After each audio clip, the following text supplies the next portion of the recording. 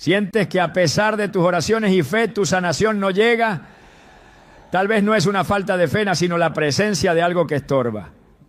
En Marcos 9:29, Jesús declaró: esta clase solo puede salir con oración y ayuno. Esta afirmación revela que hay espíritus malignos tan arraigados que solo pueden ser expulsados con disciplina espiritual profunda.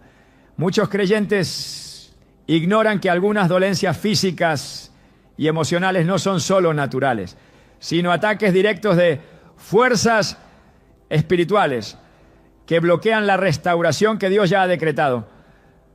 Hoy veremos cómo identificar ese espíritu oculto que impide tu sanidad y te mostraremos cómo eliminarlo de raíz.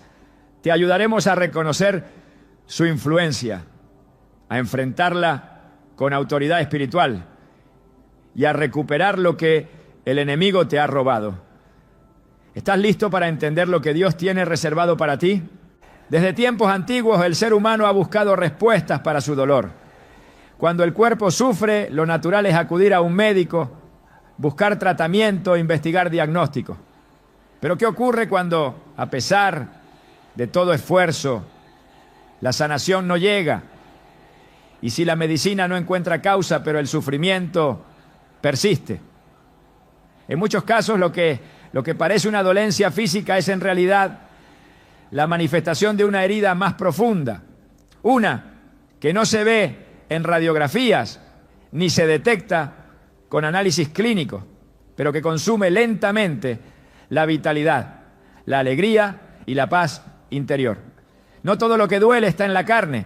A veces el alma enferma primero y el cuerpo solo grita lo que el espíritu ya no puede callar. La Biblia revela verdades que el mundo moderno ha querido ignorar. En Mateo 8:16 se nos narra que al anochecer le llevaron muchos endemoniados y con su palabra expulsó a los espíritus y sanó a todos los enfermos. Este versículo nos muestra que en muchos casos Jesús no solo sanaba enfermedades físicas, sino que trataba con espíritus que las causaban. No eran simples dolencias del cuerpo, eran opresiones espirituales disfrazadas de enfermedad. Esta dimensión espiritual de la sanidad ha sido olvidada por muchos, pero sigue siendo tan real hoy como en los tiempos de Cristo.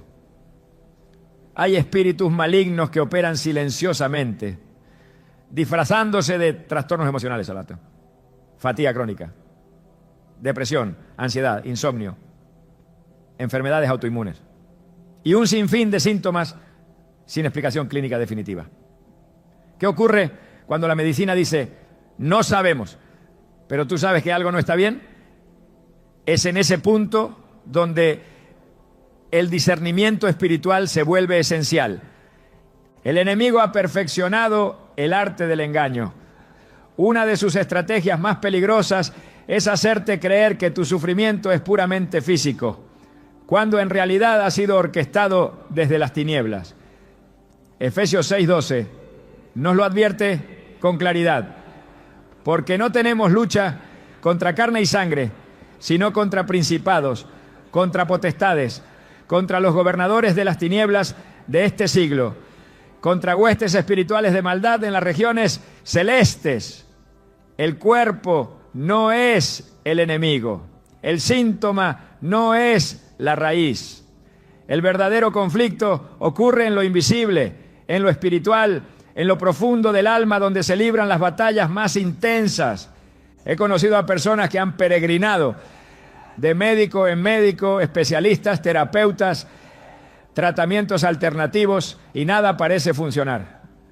Pero cuando alguien por fin les guía a confrontar el aspecto espiritual de su dolor, algo cambia. Recuerdo el testimonio de una mujer que por años sufrió dolores abdominales insoportables. Ningún examen encontraba causa, ningún tratamiento le aliviaba. Cuando comenzó a orar con ayuno, Dios le mostró que el origen de su dolor estaba ligado a una experiencia de abuso del pasado que nunca había sanado.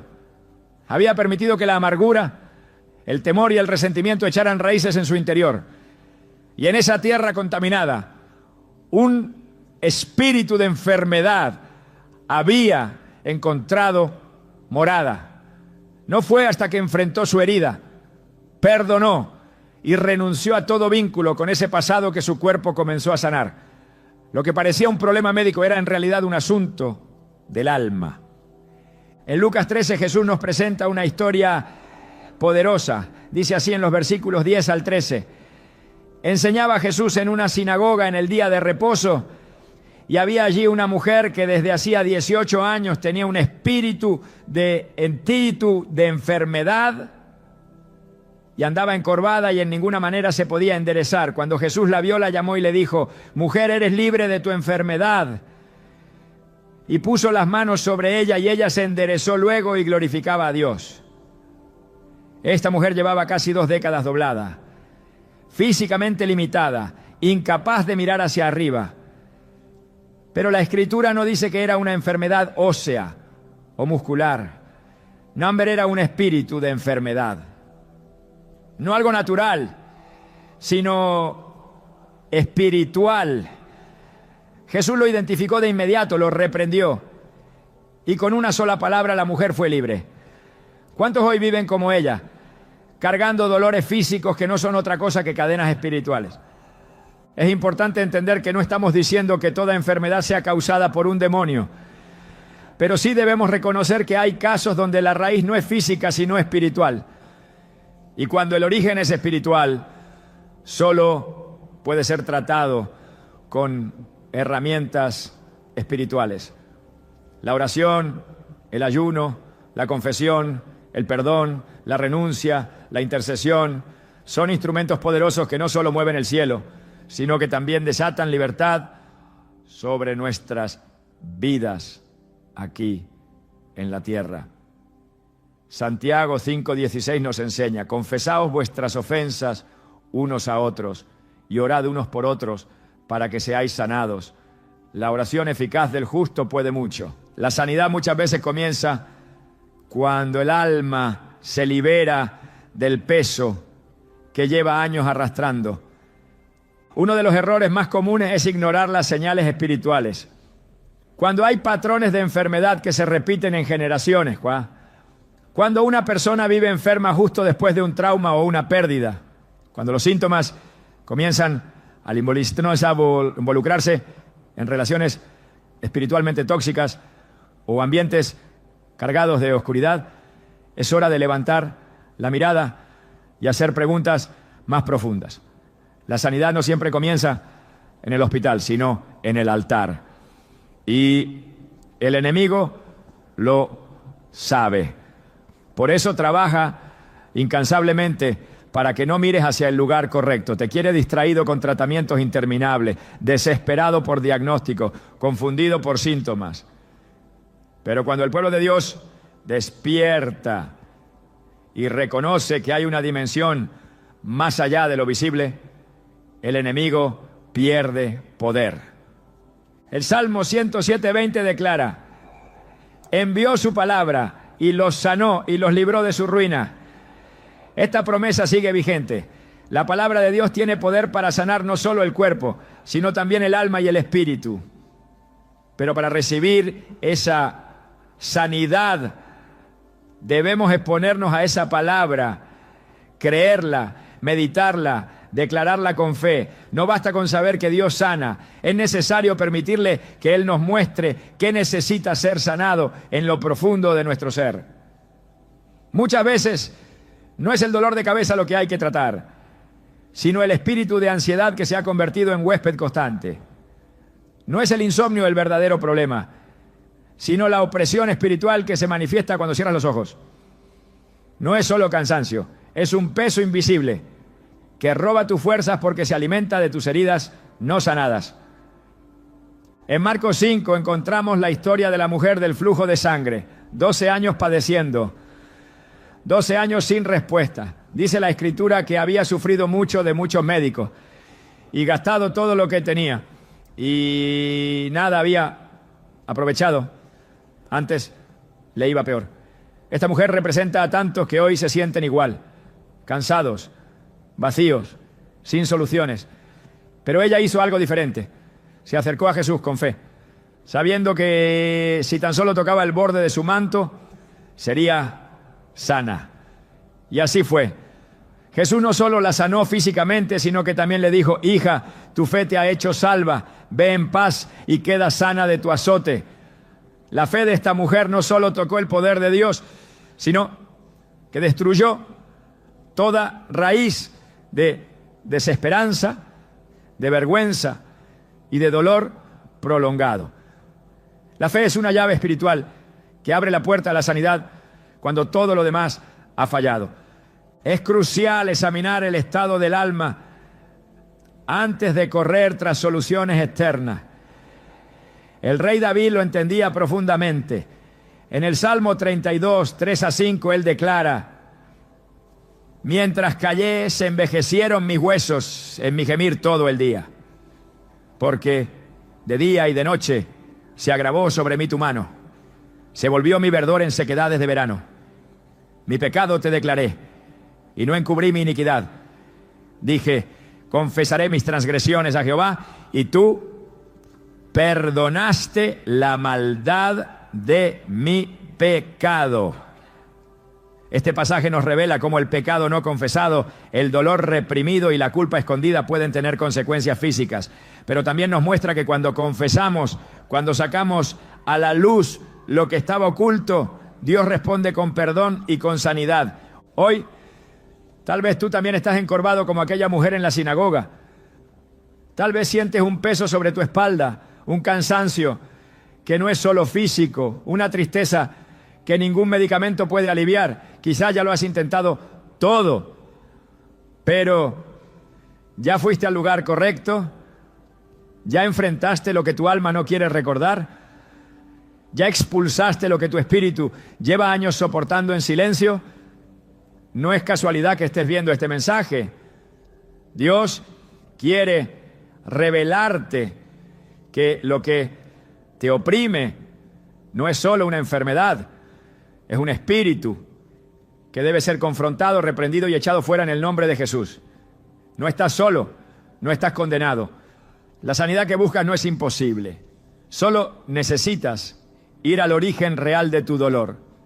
Y cuando lo hagas verás cómo el cuerpo responde, cómo el alma respira, cómo la mente se aquieta. Porque donde el Espíritu del Señor está, allí hay libertad. La sanidad comienza con una revelación, una verdad espiritual que rompe el engaño. Y hoy esa verdad ha llegado hasta ti. No ignores la voz que te llama. No minimices los síntomas de tu alma. Dios quiere sanarte completamente. Pero primero necesitas dejar que Él entre, donde nadie más ha entrado. Y cuando lo haga, lo que por años estuvo bloqueado será liberado. Porque cuando Cristo libera, lo hace por completo. Muchos oran, muchos claman, muchos esperan, pero aún después de tanto tiempo nada cambia. La vida espiritual parece congelada. El avance se detiene, las promesas no se cumplen. Lo que alguna vez fue un camino con dirección, ahora se ha transformado en un círculo constante de repetición. Las mismas luchas, los mismos tropiezos, las mismas puertas cerradas. Esto no es una simple pausa en el proceso, es la señal de una operación espiritual más profunda. Cuando lo visible no se transforma a pesar de todo el esfuerzo, es hora de mirar lo invisible. Y allí, en lo oculto, se encuentra muchas veces una realidad que no puede ignorarse: el espíritu de estancamiento. La palabra de Dios no deja vacíos cuando se trata de mostrar cómo operan estas fuerzas. En el libro de Deuteronomio, capítulo 2, versículo 3, se encuentra una declaración poderosa de parte del Señor a su pueblo. Ya bastante tiempo han estado rodeando este monte. Den la vuelta hacia el norte. Este mensaje no era una observación geográfica, era una confrontación espiritual. El pueblo de Israel había pasado años vagando alrededor de la misma región, sin entrar en la tierra prometida. Estaban vivos, pero no avanzaban. Existían, pero no progresaban. Tenían dirección, pero no movimiento. Esa es la esencia del estancamiento espiritual. Vivir atrapado en una temporada que ya deberías haber terminado. Este tipo de estancamiento no siempre se nota al principio. Puede disfrazarse de prudencia, de espera, incluso de paciencia. Pero cuando las estaciones se prolongan más allá del propósito de Dios, cuando los ciclos se repiten y la esperanza se desgasta, hay que discernir si no estamos siendo retenidos por una fuerza espiritual que ha aprendido a operar en silencio. El enemigo sabe que no siempre necesita destruir para vencer, a veces basta con detener. Si logra congelar tu fe, si consigue hacerte girar en círculos, si te convence de que ya nada puede cambiar, ha logrado su objetivo. En Números 14, 33 a 34 se describe otra escena reveladora. Y vuestros hijos andarán pastoreando por el desierto 40 años y sufrirán por vuestras infidelidades hasta que vuestros cuerpos sean consumidos en el desierto, conforme al número de los días, de los 40 días en que reconocisteis la tierra. Llevaréis vuestras iniquidades 40 años, un año por cada día. El pueblo había dudado de Dios, había dejado que el temor les impidiera entrar y como consecuencia quedaron atrapados en un desierto que no fue diseñado para retenerlos, sino para prepararlos.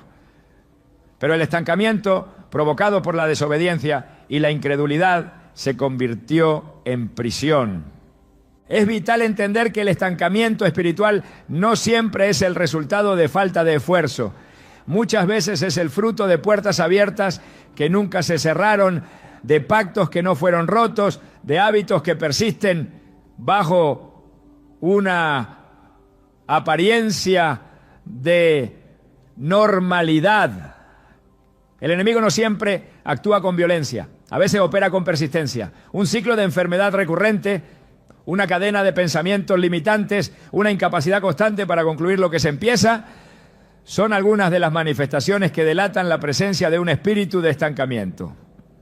Su función es agotar lentamente la fe, erosionar la perseverancia y consumir la esperanza, hasta que la persona se conforme con vivir en el umbral de lo que Dios prometió, sin jamás entrar.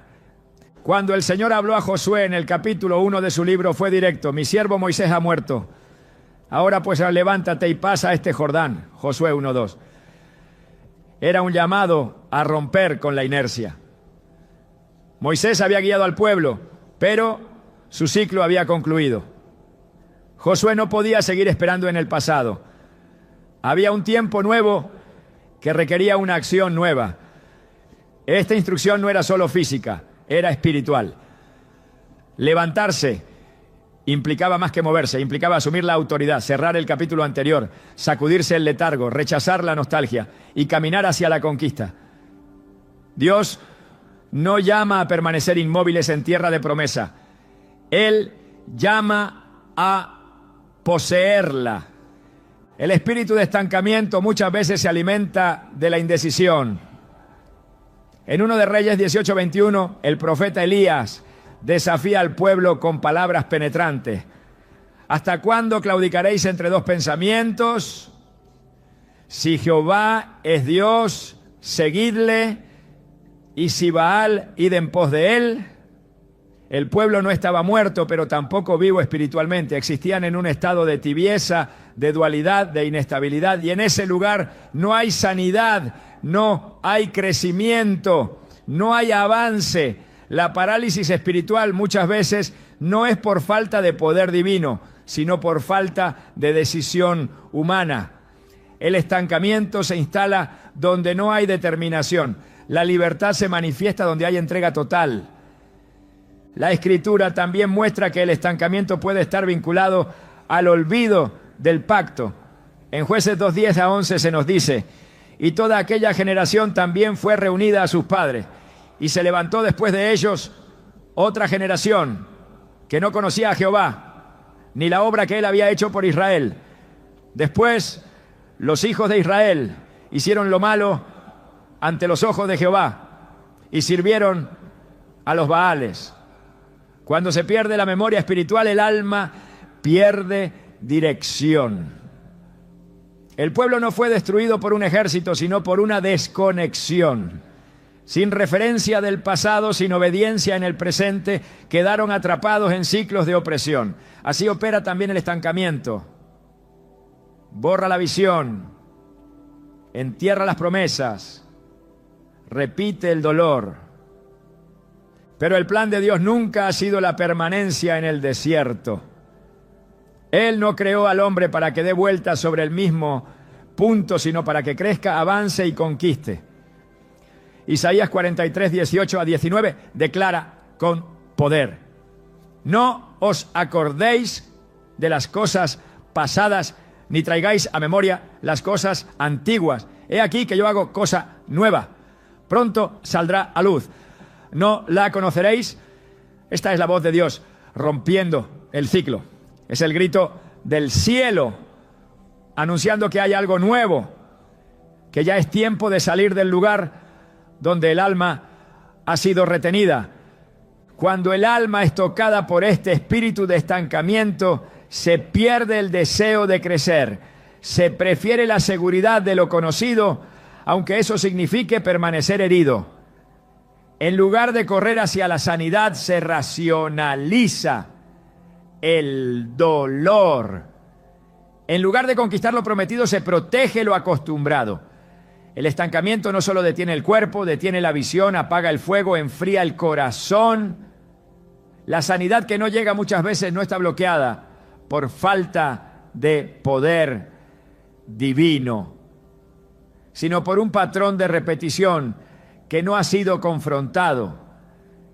La Escritura es clara: donde hay obediencia hay dirección, y donde hay dirección hay movimiento.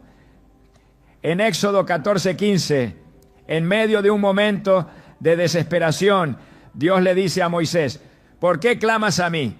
Di a los hijos de Israel que marchen. Es un llamado a moverse, a romper la pasividad, a actuar en fe incluso cuando no hay certeza. El mar no se abrió hasta que hubo movimiento. El milagro no ocurrió mientras el pueblo estaba detenido. Solo cuando comenzaron a marchar, Dios actuó. El estancamiento se rompe cuando hay una acción de obediencia, aunque parezca ilógica, aunque parezca pequeña. Dios honra el movimiento que nace de la fe. Hay quienes viven en ciclos donde cada avance es seguido de una recaída. Cada progreso es frenado por una crisis. Cada intento de cambio termina en frustración. Esto no siempre es casual, es una señal de que hay una estructura espiritual diseñada para limitar. Y esas estructuras no caen con esfuerzo humano, sino con confrontación espiritual. En Jeremías 1:10, Dios le dice al profeta: mira que te he puesto en este día sobre naciones y sobre reinos para arrancar y para destruir, para arruinar y para derribar, para edificar y para plantar. Antes de construir hay que derribar, antes de avanzar hay que destruir lo que impide el paso. No se puede romper el estancamiento sin una guerra espiritual. El estancamiento también se manifiesta en la mente. En 2 Corintios 10, 4 a 5, el apóstol Pablo escribe: porque las armas de nuestra milicia no son carnales, sino poderosas en Dios para la destrucción de fortalezas, derribando argumentos y toda altivez que se levanta contra el conocimiento de Dios. Hay pensamientos que se convierten en prisiones, ideas que bloquean la fe, creencias que impiden recibir lo que ya fue prometido. Cada pensamiento que contradice la palabra es una muralla que debe caer. El espíritu de estancamiento opera en esas fortalezas mentales, repitiendo mentiras que parecen verdad. Pero cuando la mente es renovada por la palabra, el ciclo se rompe. Zacarías 4:6 nos recuerda cómo se conquista. No con ejército ni con fuerza, sino con mi espíritu, ha dicho Jehová de los ejércitos. No se trata de estrategias humanas, se trata de alinearse con el Espíritu Santo, de permitir que Él dirija cada paso, de obedecer incluso cuando no se comprende. La sanidad no es solo el alivio del cuerpo, es la restauración del movimiento espiritual. Es salir del lugar donde el alma quedó detenida y caminar hacia lo que Dios ya estableció. El espíritu de estancamiento debe ser discernido, confrontado y expulsado con autoridad espiritual. No es suficiente orar por sanidad si no se rompe lo que bloquea la manifestación. Es necesario declarar la verdad, cerrar las puertas abiertas, cortar los ciclos repetitivos y actuar con fe. Dios no ha llamado a nadie para morir en el desierto. Su voluntad es llevarnos a la tierra prometida, al cumplimiento de su palabra, al avance continuo en su presencia. Cuando se identifica el estancamiento y se enfrenta con la verdad de Dios, se desatan cambios que no pueden ser explicados humanamente. Las puertas se abren, la fe se activa, la vida se alinea con el propósito. Lo que estaba bloqueado comienza a fluir, porque Dios no es Dios de parálisis, sino de propósito. No es Dios de ciclos interminables, no, sino de cumplimiento. Y cuando Él habla, el alma despierta, los pies se levantan y el camino se despeja. Ese es el momento donde todo cambia. Uno de los mayores obstáculos para la sanidad espiritual y física no siempre es visible a los ojos humanos, pero opera con una fuerza devastadora. No se manifiesta con gritos ni con escándalo, pero consume silenciosamente el alma, corrompe el corazón y abre las puertas a la opresión espiritual. Ese obstáculo se llama falta de perdón. Cuando no se perdona, se retiene en el espíritu una carga que no fue diseñada para ser llevada. Esa carga se convierte en amargura, esa amargura en raíz, y esa raíz da fruto en forma de enfermedad, estancamiento, tormento e incluso opresión demoníaca. La falta de perdón no es solo una decisión emocional, es una puerta espiritual que define si el alma será libre o quedará encadenada. Jesús no trató el perdón como una sugerencia opcional. En Marcos 11:25 lo dejó claro.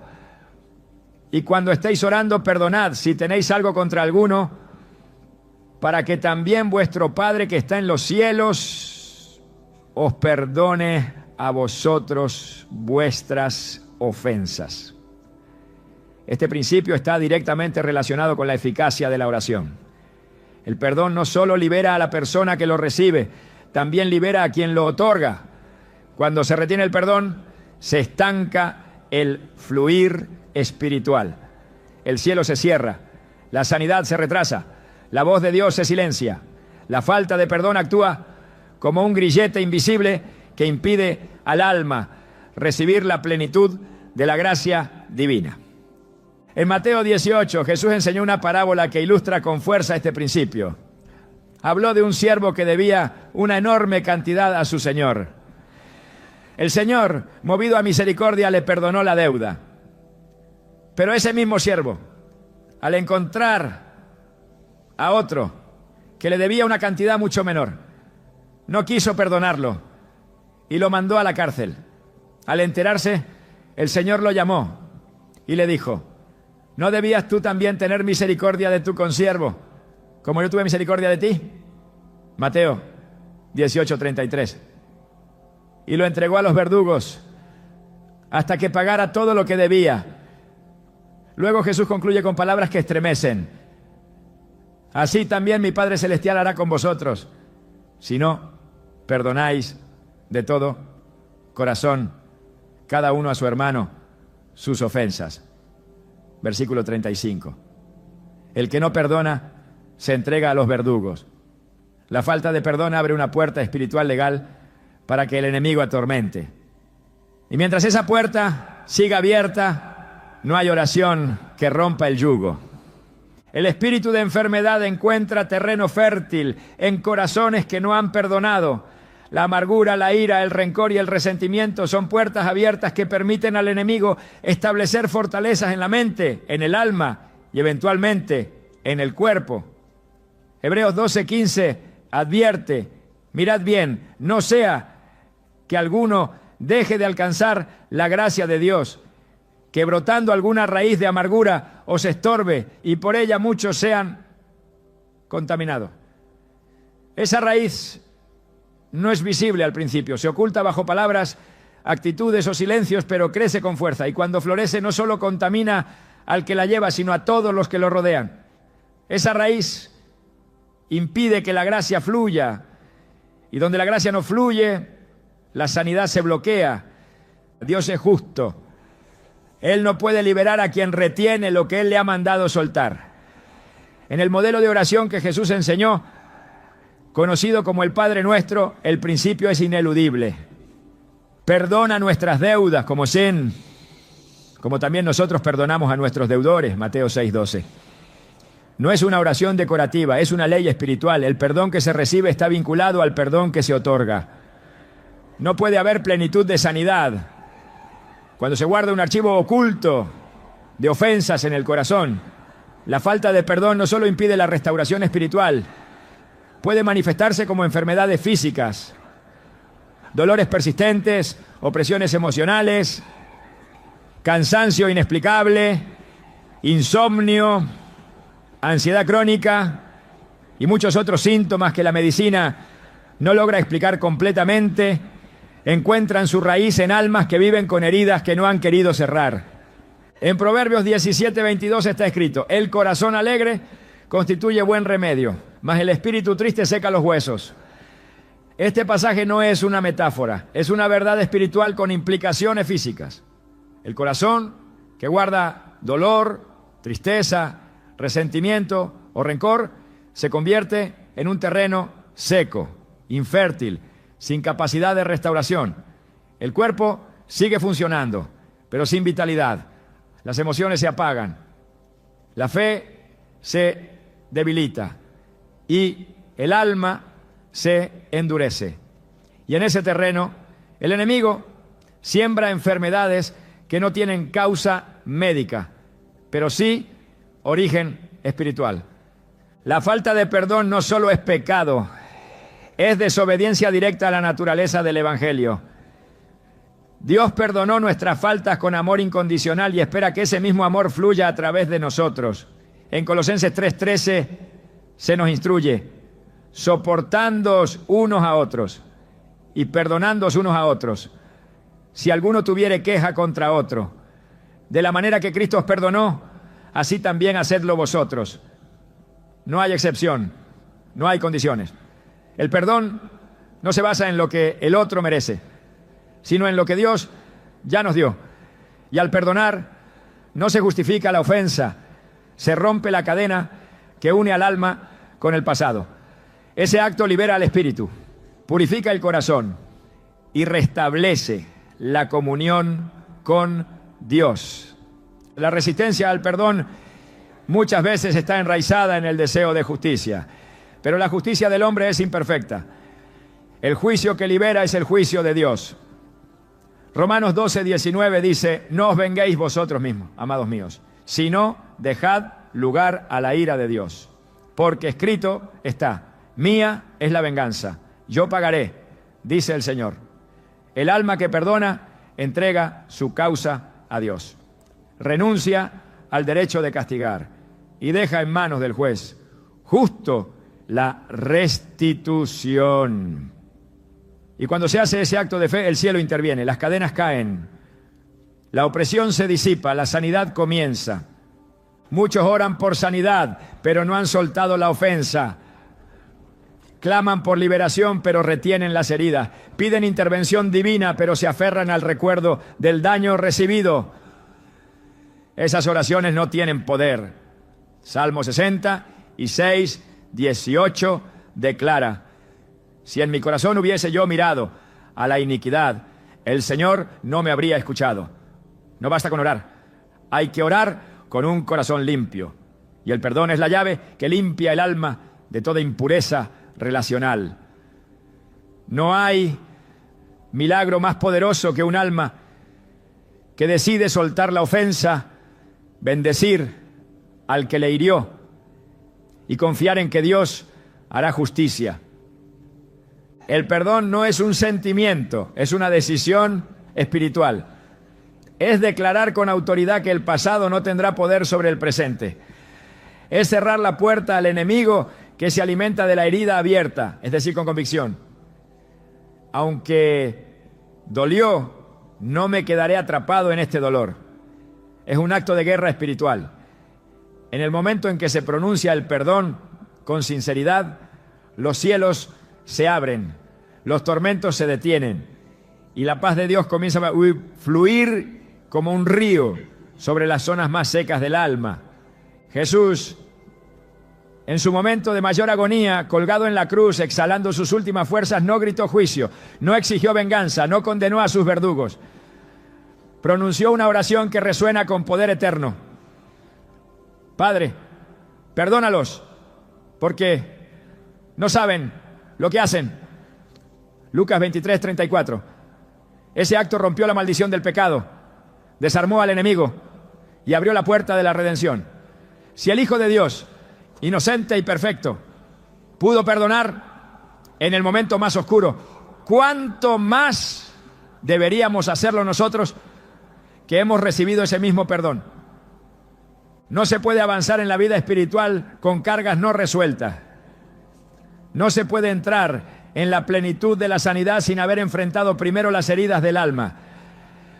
La falta de perdón es una prisión invisible. La amargura es un veneno lento. El resentimiento es una trampa disfrazada de justicia.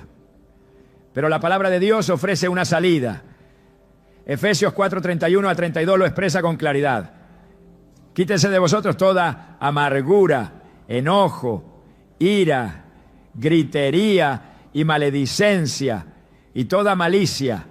Antes sed benignos unos con otros, misericordiosos, perdonándoos unos a otros, como Dios también os perdonó a vosotros en Cristo. No se trata de un consejo, sino de una orden que conduce a la libertad. La sanidad completa comienza cuando el alma suelta, el corazón que suelta el dolor, la mente que renuncia al recuerdo tóxico, el espíritu que se abre a la gracia divina. Ese es el terreno donde Dios puede plantar restauración verdadera. Ninguna cadena del pasado puede resistir el poder del perdón. Ninguna fortaleza demoníaca puede mantenerse en pie donde el amor ha vencido al rencor. Y ninguna enfermedad puede seguir dominando donde el alma ha sido purificada por la decisión de liberar a quien había sido retenido. Hoy el llamado es claro: no basta con querer sanar, hay que remover lo que estorba. Y si lo que estorba es la falta de perdón, entonces el primer paso hacia la sanidad es decir perdono. No por obligación, sino por obediencia. No por debilidad, sino por fuerza espiritual. No porque el otro lo merezca, sino porque Dios lo ordena. Y cuando esa palabra se pronuncia con fe, el enemigo pierde todo derecho legal. El espíritu de enfermedad que se alimenta del odio se queda sin sustento. El alma se libera y la sanidad comienza a manifestarse. El miedo no es una emoción cualquiera, no es simplemente una reacción natural ante el peligro. El miedo, cuando no es confrontado a la luz de la verdad de Dios, se convierte en una estructura espiritual que paraliza la fe, debilita el alma y bloquea completamente el fluir del poder divino. En la superficie puede parecer un simple sentimiento de inseguridad, pero en lo profundo es una de las herramientas más efectivas que el enemigo utiliza para sembrar dudas, romper convicciones y evitar que se manifieste lo que el cielo ya ha decretado. El miedo no entra con estruendo, entra con susurro. Se presenta disfrazado de lógica, de prudencia, de realismo. Dice cosas como, ¿y si no te sanas? ¿Y si esto no cambia nunca? ¿Y si todo empeora? Es en esas preguntas donde empieza a erosionarse la fe. Y una fe debilitada es terreno fértil para el estancamiento, la enfermedad y el silencio de Dios. En 2 Timoteo 1:7, el apóstol Pablo declara con contundencia, porque no nos ha dado Dios espíritu de cobardía, sino de poder, de amor y de dominio propio. Esto no es una expresión simbólica, es una afirmación directa. El miedo es un espíritu y como tal debe ser confrontado espiritualmente. Desde el principio de la Escritura se revela que el miedo fue uno de los primeros efectos de la caída. Cuando Adán y Eva desobedecieron, su primera reacción fue esconderse. Y cuando Dios los llama, Adán responde, oí tu voz en el huerto y tuve miedo. Génesis 3:10. El miedo fue la primera señal de que la relación con Dios había sido rota. El hombre que antes caminaba en libertad ahora se escondía. El miedo siempre empuja a huir de la presencia de Dios. Y fuera de su presencia no hay sanidad, no hay restauración, no hay libertad. El miedo actúa como una niebla que distorsiona la percepción. Donde hay miedo, las promesas se ven lejanas. Las oraciones se sienten débiles. El futuro parece oscuro. La fe no desaparece de golpe, pero empieza a diluirse en la incertidumbre. En Números 13, cuando los espías fueron enviados a explorar la tierra prometida, todos vieron la misma realidad. Una tierra fértil, llena de frutos, pero habitada por gigantes. Solo 2 de ellos, Josué, Caleb, creyeron que podían conquistarla. El resto, atemorizados, dijeron, no podremos subir contra aquel pueblo, porque es más fuerte que nosotros. El miedo transformó una promesa en una amenaza. El pueblo creyó, es esa versión, y como resultado quedaron condenados a vagar en el desierto. El miedo no solo paraliza, puede retrasar años el cumplimiento de un propósito divino. Hay una guerra espiritual en curso y el campo de batalla es la mente. Romanos 8:15 afirma, pues no habéis recibido el espíritu de esclavitud para estar otra vez en temor, sino que habéis recibido el espíritu de adopción por el cual clamamos. Abba, Padre. El miedo esclaviza, hace al alma retroceder cuando debería avanzar. El miedo susurra que es tarde, que es inútil, que ya no hay oportunidad. Pero la adopción divina nos asegura acceso pleno al corazón del Padre. Y en Él no hay lugar para el temor. Donde hay paternidad divina, hay seguridad. Donde hay amor perfecto, el miedo no puede sostenerse. El temor no solo afecta la fe, también afecta el cuerpo. Provoca tensión, insomnio, debilitamiento del sistema inmunológico, fatiga y desequilibrio emocional. Es una señal visible de un conflicto espiritual invisible. En muchas ocasiones, la raíz de la enfermedad no está en una bacteria o un virus, sino en un miedo constante, una ansiedad no tratada, una angustia que se ha alojado en el alma y ha comenzado a influir en el cuerpo. El Salmo 34:4 da una respuesta contundente. Busqué a Jehová y Él me oyó y me libró de todos mis temores. La oración no solo libera del peligro, libera del miedo al peligro, y esa diferencia lo cambia todo. Jesús enfrentó esta realidad con autoridad en múltiples ocasiones. Antes de realizar un milagro, pronunció una frase clara: no temas. No lo decía como una simple palabra de consuelo, sino como una orden espiritual. En Marcos 5:36, cuando informan a Jairo que su hija ha muerto, Jesús le responde: no temas, cree solamente. Era una situación límite. La muerte ya había llegado, pero Jesús sabía que si el miedo entraba, la fe no podría operar. El temor y la fe no pueden habitar el mismo espacio. Uno anula al otro. Donde hay temor, se interrumpe el flujo del poder divino, pero donde hay fe, incluso la muerte retrocede. En el contexto espiritual, el miedo funciona como un permiso tácito. Lo que temes te domina, lo que aceptas como inevitable se fortalece en tu vida. Job lo expresó así: porque el temor que me espantaba me ha venido y me ha acontecido lo que yo temía. Job 3:25. Esta declaración no es casual. Es una ley espiritual en acción.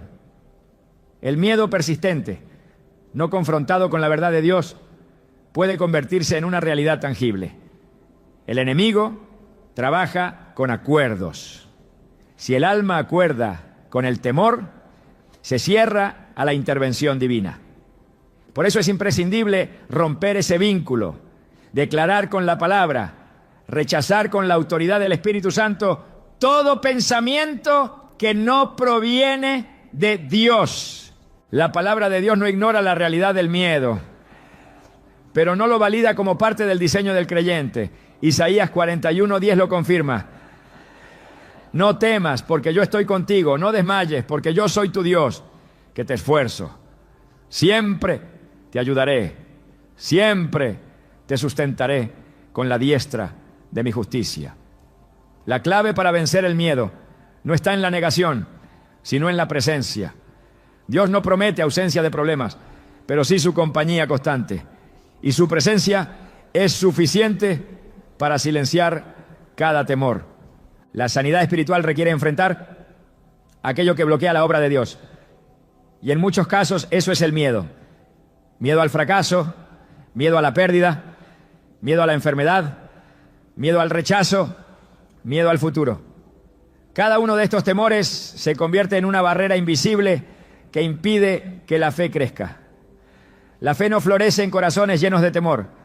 La fe se activa en corazones decididos a confiar, incluso cuando no hay evidencia visible de cambio. En Salmo 56, 3-4 está el modelo de respuesta espiritual. En el día que temo, yo en ti confío. En Dios alabaré su palabra. En Dios he confiado, no temeré. ¿Qué puede hacerme el hombre? No se trata de no sentir miedo, sino de no ceder al miedo, de reemplazar el temor con confianza, de responder al ataque con adoración, de levantar la palabra como escudo ante todo dardo del enemigo. El miedo se debilita cuando el alma se llena de verdad. Y la verdad no es una idea abstracta, es una persona. Jesús dijo: yo soy el camino, la verdad y la vida. Conocerlo a Él es conocer la paz que vence todo temor. Hay momentos en que el miedo se presenta como una voz continua, una voz que cuestiona, que inquieta, que repite argumentos de fracaso. Esa voz debe ser silenciada con autoridad. Jesús enfrentó esa voz en el desierto, cuando el enemigo lo tentó, y lo hizo citando la Escritura. Cada vez que el diablo hablaba, Jesús respondía: escrito está. Esa es la estrategia. No se debate con el temor, se le responde con la palabra, no se le concede espacio, se le expulsa, porque cada vez que se le permite quedarse roba un poco más de la promesa. La adoración también es un arma contra el temor. Cuando el alma se enfoca en la grandeza de Dios, el miedo se reduce. En 2 Crónicas 20, el rey Josafat enfrentaba una amenaza militar imposible. El pueblo temblaba, pero en lugar de recurrir primero a la fuerza, Josafat buscó a Dios, proclamó ayuno y comenzó a adorar. El resultado fue que Dios confundió a los enemigos y dio la victoria sin que el pueblo tuviera que pelear. Donde hay adoración, hay victoria. Porque la adoración exalta a Dios por encima del problema. Y donde Dios es exaltado, el miedo se disuelve. La sanidad que muchos anhelan está detenida porque el miedo ha tomado el lugar de la fe. Las promesas están suspendidas, no porque Dios haya cambiado, sino porque el corazón ha permitido que el temor dicte las decisiones. Pero el mismo Dios que abrió el mar, que sanó al ciego, que resucitó al muerto, sigue siendo el mismo. Su poder no ha disminuido, su amor no ha menguado y su presencia sigue siendo suficiente para deshacer toda obra de oscuridad. Hoy es el tiempo de cerrar la puerta al miedo, de identificar cada pensamiento que paraliza, cada voz que cuestiona, cada imagen que debilita. Es el momento de levantar el escudo de la fe, declarar la palabra y decidir caminar en confianza. Porque donde hay confianza, el enemigo pierde fuerza. Y donde hay fe activa, la sanidad comienza a fluir. La opresión espiritual no es un concepto simbólico, es una realidad bíblica. Existen espíritus cuya tarea es atacar áreas específicas del cuerpo, del alma y de la mente. No actúan al azar ni lo hacen sin permiso. Se aprovechan de brechas espirituales, de puertas abiertas, de pactos inconscientes o de hábitos persistentes contrarios a la voluntad de Dios. Su presencia no siempre se manifiesta con violencia externa, pero sus efectos son progresivos.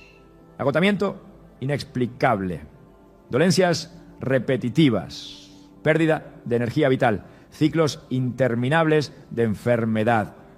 El cuerpo responde a una guerra que se origina en otra dimensión. Jesús enfrentó esta clase de ataques directamente. En Mateo 9, 32 a 33, se relata que le trajeron un mudo endemoniado y echado fuera el demonio, el mudo habló.